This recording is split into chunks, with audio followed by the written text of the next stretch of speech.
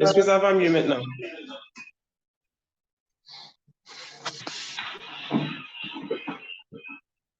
Allô?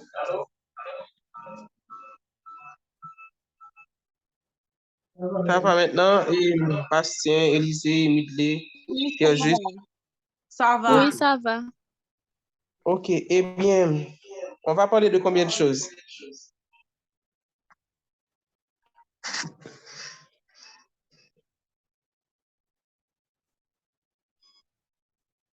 Allô? On va parler des équilibres et de l'interprétation des réactions chimiques. Bon, de toute façon, vous savez déjà équilibrer des équations chimiques, n'est-ce pas?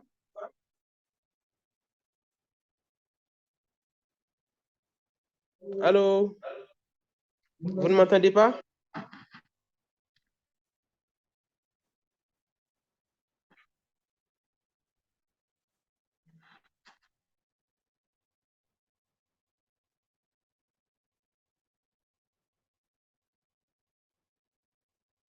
Monsieur Lassili?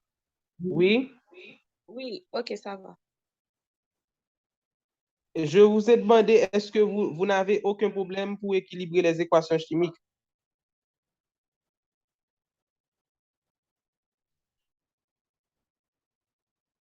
Allô?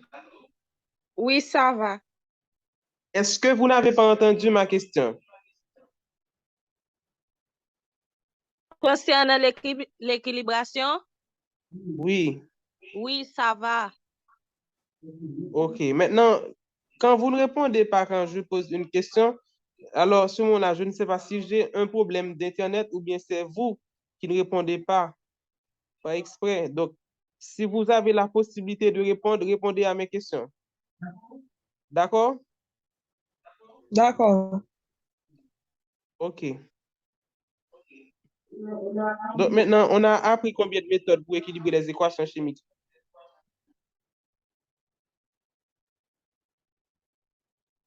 On avait appris combien de méthodes? Deux. Deux méthodes qui sont la méthode Algébrique. Algébrique et tâtonnement. tâtonnement. OK. Mais on avait appris une autre chose. On avait appris à équilibrer les équations dans deux milieux différents. N'est-ce pas? Oui. Acide et basique. Oui, très bien. Maintenant, ce qui nous intéresse dans cette partie du cours, c'est d'interpréter une réaction chimique. Alors, c'est quoi une réaction chimique? Une réaction chimique, c'est une transformation dans laquelle, par exemple, on met une espèce A avec une autre espèce B et que ça nous donne d'autres espèces. Ça peut nous donner une seule espèce ou bien deux espèces ou bien des fois même trois espèces. Donc, en général, je vais écrire que ça me donne une espèce C et une espèce D.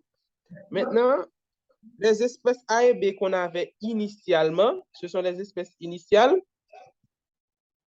et ça, ce sont les espèces finaux.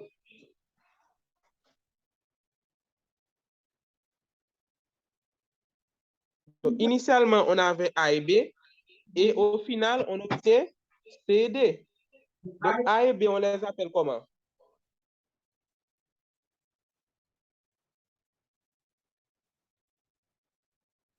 A et B, on les appelle des réactifs.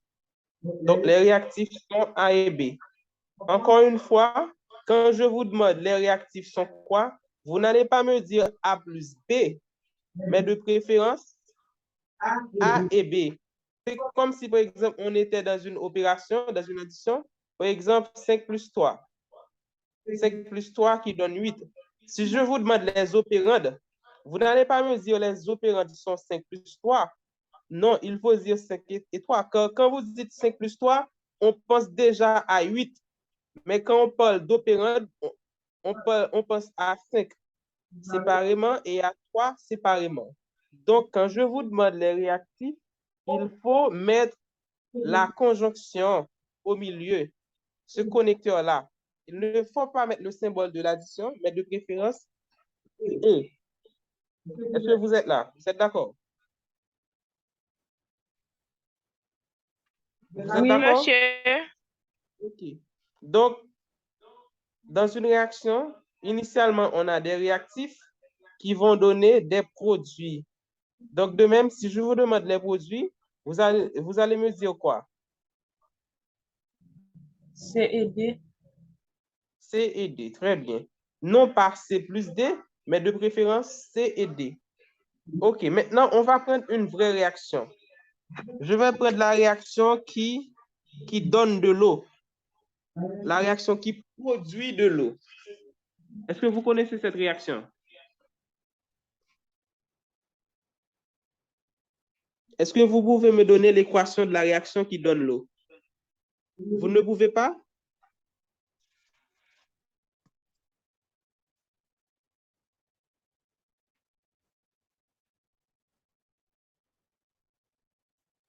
H2 plus O Mhm.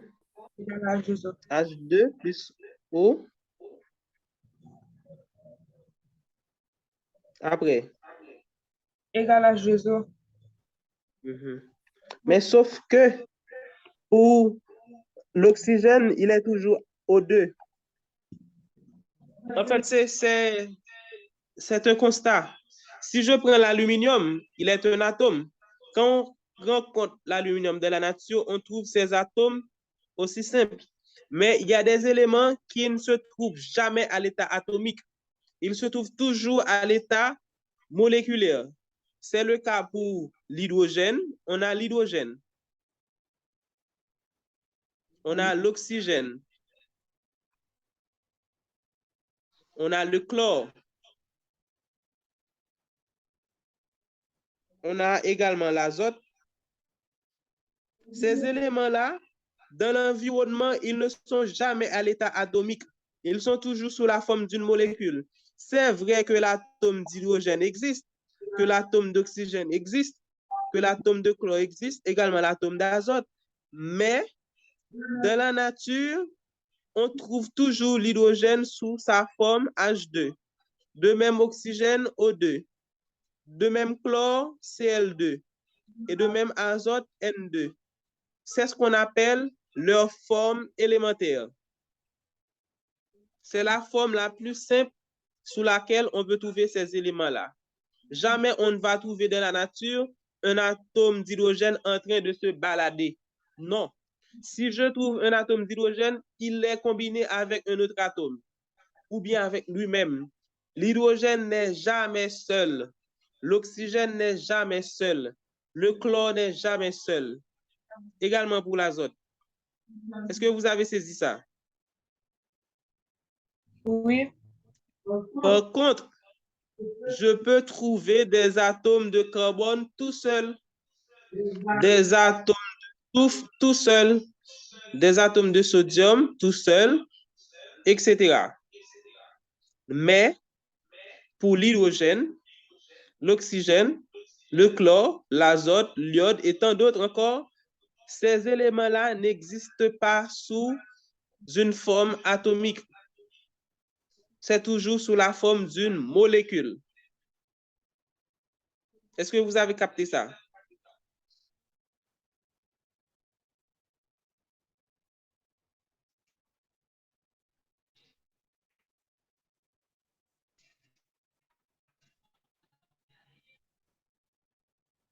Oui. D'accord. Donc, c'est pour cette raison-là, quand j'écris la réaction entre l'hydrogène et l'oxygène, ou bien j'écris hydrogène plus oxygène, qui me donne de l'eau, eh bien, je sais que dans la nature, je trouve l'hydrogène sous sa forme moléculaire qui est H2 et l'oxygène sous sa forme moléculaire qui est O2. Et ça va me donner H2, l'eau dont la formule est H2O. Ça va, jusqu'à présent.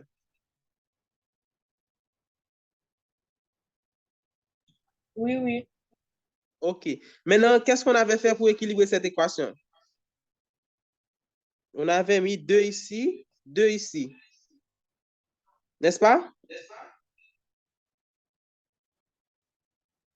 Oui.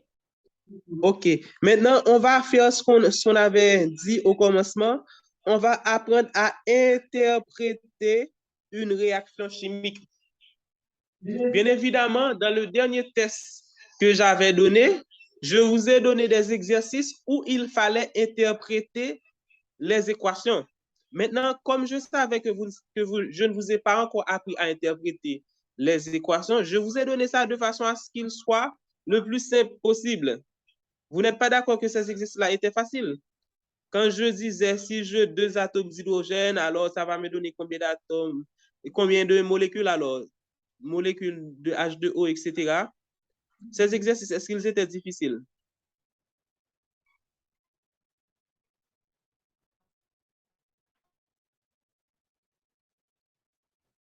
Est-ce que ces exercices étaient difficiles?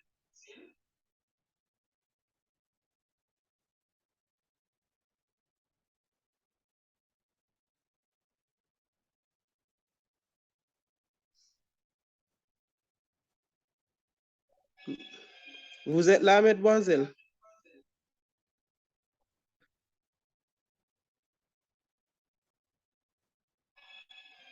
Allô? Oui. Tu ne m'as pas entendu?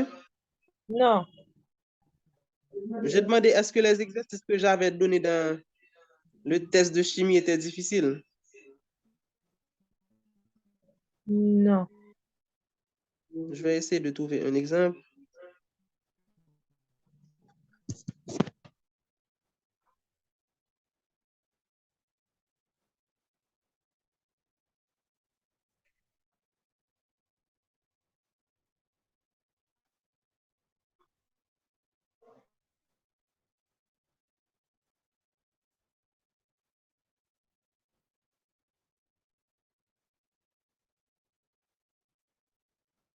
OK, en tout cas, pour ne pas perdre trop de temps, est-ce que vous m'entendez maintenant?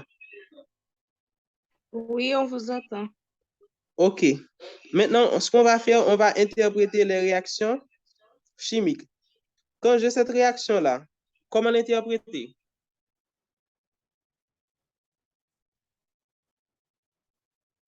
N'oubliez pas qu'on est en train de parler d'atomes et de molécules. Ce sont des choses qui existent pour de vrai. Ce sont ces atomes-là qui constituent notre environnement, également nous-mêmes. On est en train de parler de leur combinaison. Maintenant, comment est-ce que j'interprète cette réaction? Eh bien, je dis que quand je combine deux molécules d'hydrogène avec une seule molécule de dioxygène, ça me donne deux molécules d'eau. Est-ce que vous êtes là?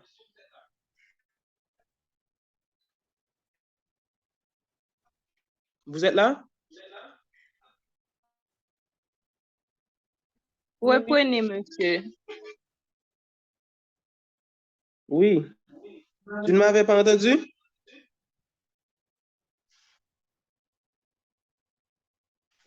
Je n'ai pas capté la question. OK. Mais est-ce que vous arrivez à m'entendre parfaitement? Oui. Je n'ai pas posé de questions. J'ai tout simplement expliqué comment interpréter cette équation. D'accord? Comment est-ce qu'on interprète? On interprète avec les coefficients. On a quel coefficient devant H2? 2, Quel coefficient devant O2? 1, Et quel coefficient devant H2O? 2. OK, maintenant, ce qu'il faut savoir, ce qu'on a ici, on est en présence d'une recette. Donc, ça dit quoi? Ça dit combien on doit mettre pour chaque entité pour donner telle entité. Par exemple, pour cette équation-là, ça dit que je dois mettre deux molécules de H2 avec une molécule de O2. Et ça me donne combien?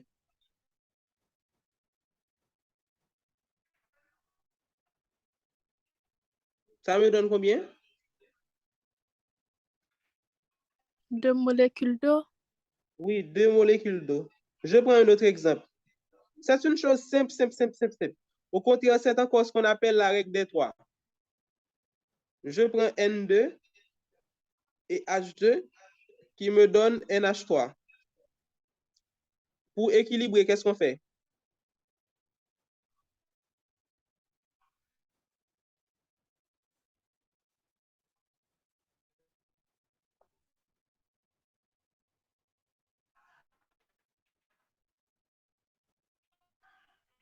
On met 2 devant NH3, Mhm.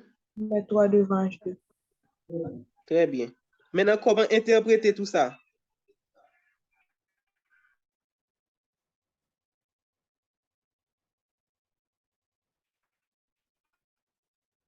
Est-ce que tu peux l'interpréter pour moi, Bastien? Une molécule de N2 combinée avec 3 molécules de H2 donne 2 Mhm. molécules de NH3. Oui. Maintenant, n'oubliez pas que vous êtes en train de faire de la chimie. On est en train de faire des combinaisons.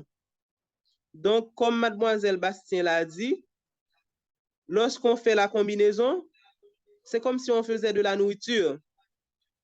On combine, et comment est-ce qu'on appelle ça? Et, si lorsqu'on fait des mélanges, on met telle chose avec telle ou telle chose. On ne peut pas mettre n'importe quelle quantité. Vous êtes d'accord? Quand on fait de la cuisine, par exemple, supposons qu'on fait du gâteau. On ne peut pas mettre n'importe quelle quantité de sucre, n'importe quelle quantité de farine, n'importe quelle quantité, je ne sais de quoi d'autre. Donc, il faut toujours mettre des quantités précises. Et qu'est-ce qui nous donne les quantités qu'il faut mettre? C'est l'équation équilibrée alors. C'est pour cette raison-là, lorsqu'on fait un exercice en chimie, s'il y a une équation en question, il faut d'abord équilibrer l'équation chimique. Pourquoi? Parce que c'est l'équation chimique qui vous dira quelle quantité qu'il faudra mettre pour chaque entité. D'après l'interprétation de cette réaction, si je mets une seule molécule de N2, je dois mettre combien de molécules de H2?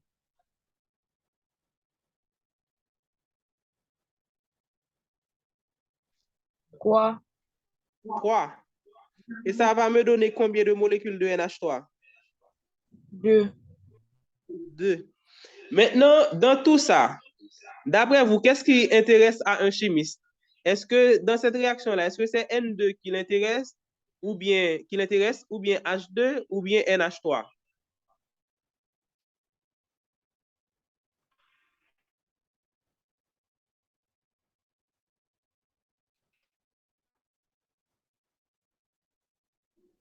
'Vous n'avez pas compris la question?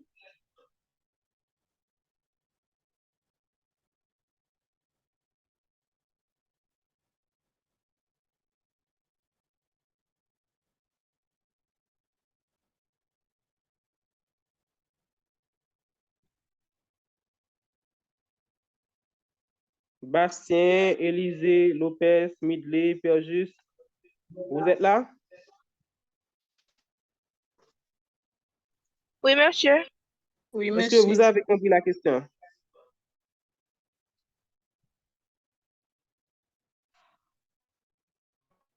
Vous êtes occupé, mademoiselle? Je peux arrêter le cours? Est-ce que vous pouvez reprendre la question? Est-ce que vous m'avez entendu? Oui. Vous avez Est-ce que demandé vous ce avez qui des nous problèmes à intéresse. m'entendre? Est-ce que vous avez des problèmes à m'entendre?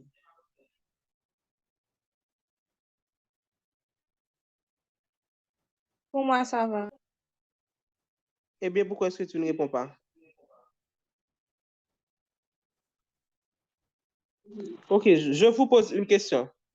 Est-ce que vous préférez que je fasse le cours, je termine le cours sans poser de questions, après je donne mon test, ou bien on fait le cours de façon interactive, je pose des questions, vous répondez, si vous ne comprenez pas quelque chose, vous me posez des questions et je vous réponds. Qu'est-ce que vous préférez?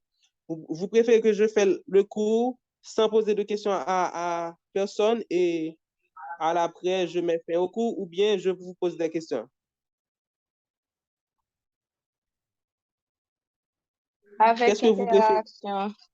Non, mais j'ai l'impression que vous ne vous intéressez pas à cela. Chaque fois que je pose une question, vous passez près de 3 minutes avant de répondre. Sauf si c'est l'Internet qui pose problème. Si l'Internet ne pose pas problème, si vous avez bien entendu ma question, répondez.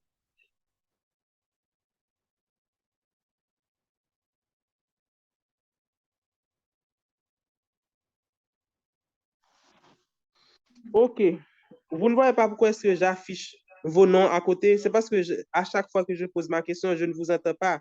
Donc, je suis obligé, comme je suis sur ma tablette, je n'ai pas la possibilité de vérifier si vous êtes connecté sans aller sur Zoom. Donc, j'ai mis ce double écran de façon à voir qui est là, qui n'est pas là.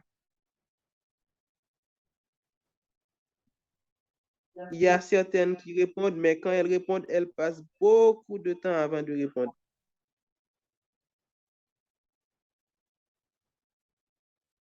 Je vous ai posé cette question-là. Quand le chimiste ou bien quand l'une d'entre vous fait cette réaction-là, imaginez que vous voulez combiner N2 et H2 et que ça vous donne NH3. D'après vous, dans cette combinaison-là, qu'est-ce qui vous intéresse le plus parmi ces trois espèces? Quelle est l'espèce qui vous intéresse et pour de vrai? Avant même de faire la réaction, quelle est l'espèce parmi ces trois, d'après vous, qui intéresse à la personne qui a fait cette réaction? C'est comme si c'est une personne qui a pris farine et sucre, bon, avec d'autres ingrédients, mais je néglige les autres ingrédients et que ça donne du gâteau. D'après vous, de ces trois ingrédients, qu'est-ce qui intéresse ces trois espèces? Qu'est-ce qui intéresse la personne vraiment? Le produit. Le produit, ce qu'on obtient à la fin. Oui. Donc, dans une réaction chimique, c'est toujours le produit qui nous intéresse. N'est-ce pas? On a une nécessité, on voudrait avoir du NH3. NH3, on l'appelle l'ammoniac. C'est une substance qui est très importante, notamment dans l'industrie agroalimentaire. On l'utilise pour fabriquer des engrais. Donc, vous vous imaginez bien, si on veut avoir de l'ammoniac pour faire des engrais, mais qu'on ne l'a pas. Alors, on constate qu'on a du diazote N2 et du dioxygène H2. D'hydrogène, alors, désolé, d'hydrogène H2. Donc, qu'est-ce qu'on va faire pour avoir de l'ammoniac? On va combiner ces deux-là, n'est-ce pas? Oui. Donc, ce qui nous intéresse, c'est le produit. Maintenant, il y a un petit problème. Quand on va combiner ces deux réactifs, il faut savoir que ces réactifs sont très précieux. Donc, s'ils sont très précieux, on doit éviter de faire quoi? On doit éviter de faire du gaspillage, n'est-ce pas? Oui. Quand je dis gaspillage, je fais référence à quoi? Je pense à quoi? Déficit. Oui, déficit. Donc, ça signifie que je ne peux pas mettre beaucoup trop de N2 par rapport à une quantité de H2 ou bien beaucoup trop de H2 par rapport à une quantité de N2. C'est pour cette raison-là que les chimistes, quand ils sont au laboratoire, avant de faire une réaction, ils vont équilibrer la réaction pour trouver les coefficients. Quand ces coefficients-là nous donnent les proportions qu'il faut mettre. Par exemple, dans l'équation qu'on a entre NH2 et N2 et H2, c'est quoi la proportion? La proportion, c'est quoi? La proportion, quand on a l'équation N2 plus H2 qui donne NH3, pour équilibrer, on avait mis 3 ici, 2 ici. C'est quoi la proportion? Vous n'avez pas compris la question? 1, N2, 3, H2, 2, NH3. Non, quand on donne la proportion, on ne va pas donner NH3.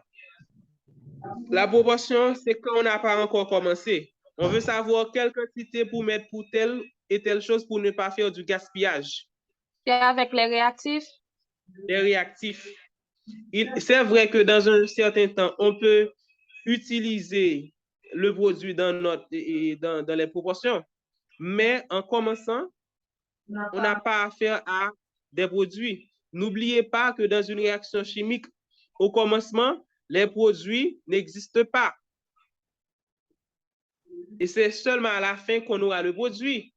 Et lorsqu'on aura le produit, qu'est-ce qui va arriver au réactif?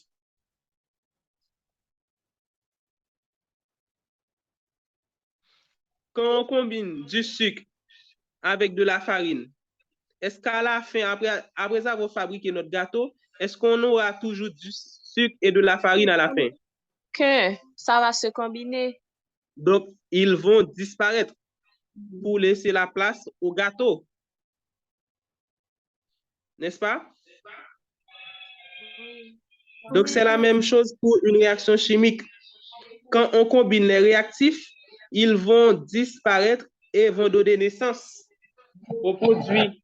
Maintenant, ce qui est important pour éviter de faire du gaspillage, on doit équilibrer l'équation qui nous dit que si je mets une seule molécule de N2, je dois mettre une seule molécule de... Non, 3 molécules de H2. D'accord.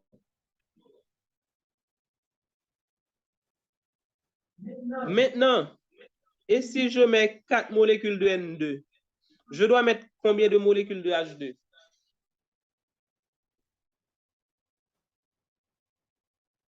Je dois en mettre combien?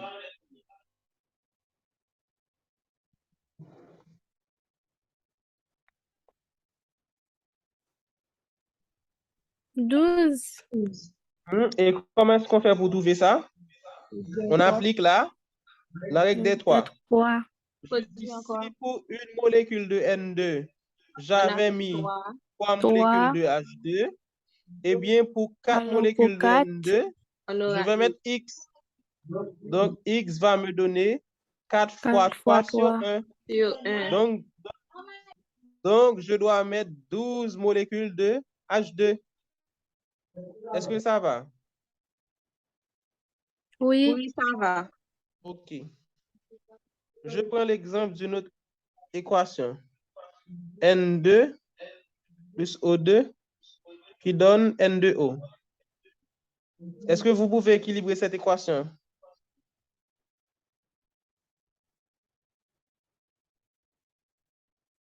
Deux devant N2O, devant N2. Très bien. Donc maintenant, d'après les rapports, je dois mettre combien de N2? Deux. Pour combien de O2? Un seul. Un seul. Et si je mets 7 O2, je dois mettre combien de N2? 14. 14. Et déjà là, on voit que la quantité de N2 doit être toujours le double de celle de O2, n'est-ce pas? Oui. OK. Maintenant, n'oubliez pas ce qui nous intéressait à la fin, c'était le produit, n'est-ce pas? Quelle quantité qu'on allait obtenir? Maintenant, quand je mets 2 N2 et 1 O2, ça me donne quelle quantité de produit?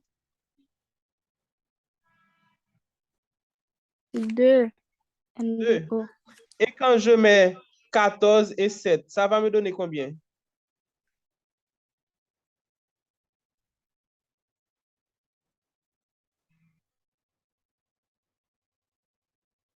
Sept.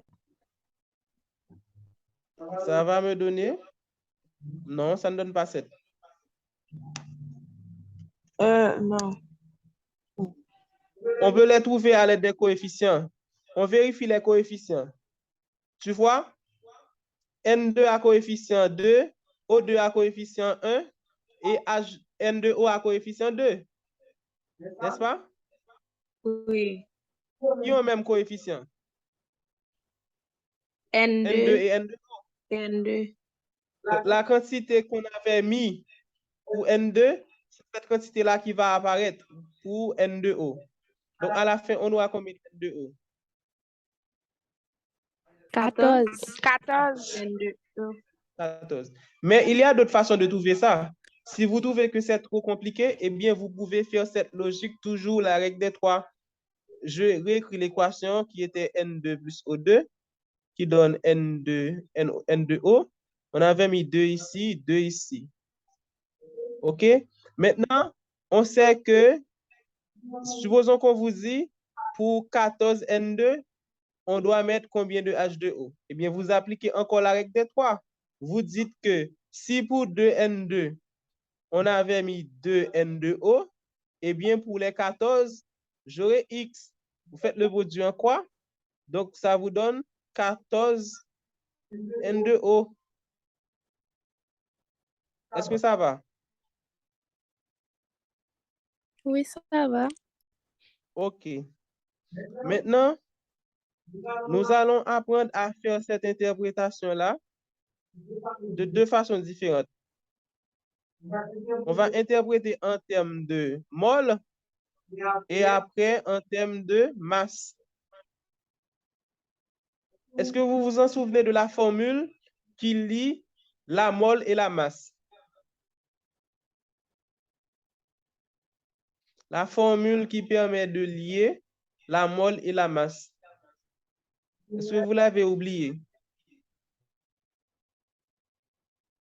En fait, Masse à molaire. côté de la... Oui, très bien. À côté de la mol et de la masse, il y a un autre paramètre ou bien une autre grandeur qu'on appelle la masse molaire. La masse molaire est analogue à la masse volumique. Des fois, on le note mm, petit m, pour masse molaire. La formule, c'est quoi? On a la masse qui est représentée par la lettre petit m, le nombre de moles par petit n. Donc, on a une formule qui lie ces trois, qui est quoi? La masse molaire qui est égale à quoi? Masse sur le Masse nombre de moles. divisé par le nombre de moles. La masse s'exprime en grammes, le nombre de moles s'exprime en moles. Donc, la masse molaire va s'exprimer en quoi? Gramme par Gramme par mol. mol. Grammes par mol. Donc, cette formule est très importante. D'accord? Nous allons tout le temps utiliser dans les exercices de chimie. OK. Maintenant, ce qu'il faut savoir, je vais commencer avec l'interprétation en termes de nombre de moles. Dans le prochain cours, on va faire l'interprétation en termes de masse et après, on va combiner les deux, mol et masse. D'accord? D'accord. OK. Maintenant, pour l'interprétation en termes de mol, c'est beaucoup plus simple que ça. Pour quelle raison? Parce que quand j'ai la réaction de H2 plus O2 qui me donne 2H2O, eh bien, les coefficients que j'ai ici, ce sont des nombres de moles.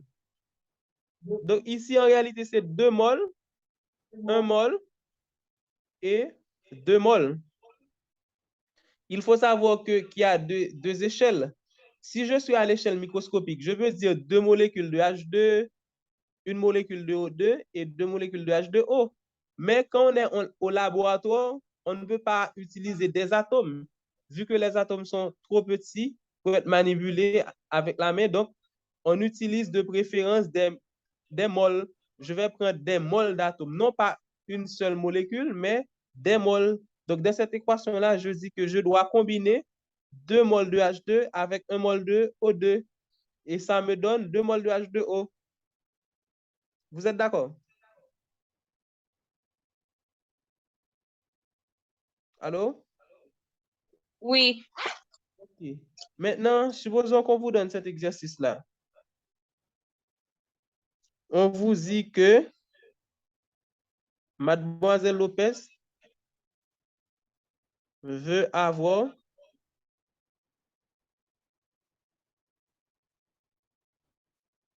60 grammes d'alumine. Quelle quantité